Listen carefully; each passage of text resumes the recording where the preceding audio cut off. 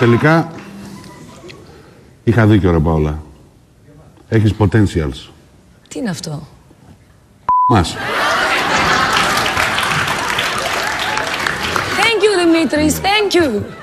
Εάν σου ζητούσανε να αφιερώσεις ένα τραγούδι, ΠΑΟΚ δεν είσαι? Δεν φαίνομαι. Όχι, ναι. ΠΑΟΚ εσύ. Στους φιλάθλους του ΠΑΟΚ. Ποιο τραγούδι θα ήταν αυτό? Δημήτρη μου, είσαι τρελός. Στους 300 της Βουλής. Τι θα αφιερώσεις? Όταν πεθάνω, ρε κουφάλες, χάρισμά σας. Σωστά. Και το πιο δύσκολο απ' όλα. Στη Μέρκελ, τι τραγούδι θα αφιερώνεις? Να το πούμε μαζί αυτό. Ναι, το έχω. Το έχω, Παόλα, πάμε.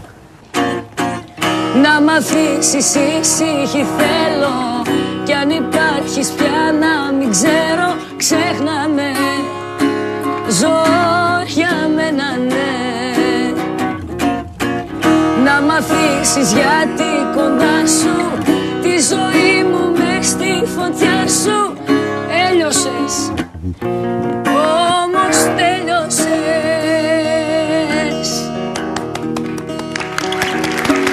Γεια σου, ρε Παολάκη.